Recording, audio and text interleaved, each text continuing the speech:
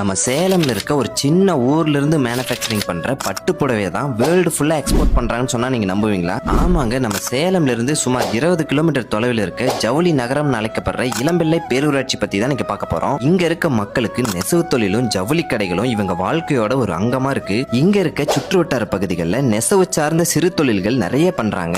இங்க கைத்தறி பட்டு சேரிகளும் பவர்லூம் பட்டு சேரிகளும் மேனுஃபேக்சரிங் பண்ணி அதிகமா சேல் பண்ணிட்டு இருக்காங்க. இங்க கைத்தறி நெசவு முறை பாத்தீங்கன்னா சுதந்திரத்துக்கு முன்னாடியில இருந்தே நடைமுறையில் இருந்துட்டு தான் இருக்கு. ஆனா 1970ஆம் ஆண்டுக்கு மேல வந்த பவர்லூம் நெசவு முறை இப்ப வரைக்கும் கைத்தறியை விட ரொம்ப அதிகமாவே காணப்படுது. பொதுவா நம்ம இளம்பிள்ளையில பட்டு சேரிங்களோட வியாபாரம் நார்மல் டேஸை விட முகூர்த்த நாள் போன்ற நல்ல நாட்கள்ல அதிக கூட்ட நெரிசல்களும் அதிக அளவு வியாபாரமும் காணப்படுது. அது மட்டும் இல்லாம இங்க மேனுஃபேக்சரிங் பண்ற பட்டு புடவைகளை சிங்கப்பூர், மலேசியா, ஸ்ரீலங்கா, துபாய், அமெரிக்கான்னு சொல்லிட்டு இந்த மாதிரி நிறைய கண்ட்ரிக்கு எக்ஸ்போர்ட்டும் பண்றாங்க. நம்ம இளம்பிள்ளை பேரூராட்சி பாத்தீங்கன்னா 15 வார்டுகளோட 52 தெருக்களோட 2.76 கிலோமீட்டர் ஸ்கொயருக்கும் அதிகமான பரப்பளவோடு இருக்க ஒரு நகர பஞ்சாயத்தா கட்டமைக்கப்பட்டிருக்கு. நீங்க நம்ம சேலம்ல உற்பத்தி விலையில பட்டு சாரீஸ் எடுக்கணும்னு நினைச்சிட்டு இருந்தீங்கன்னா டெக்ஸ்டைல் சிட்டியான நம்ம இளம்பிள்ளைக்கு மறக்காம விசிட் பண்ணி பாருங்க. இந்த மாதிரி ரெகுலர் அப்டேட்ஸ்க்கு சேலம் பேஜை ஃபாலோ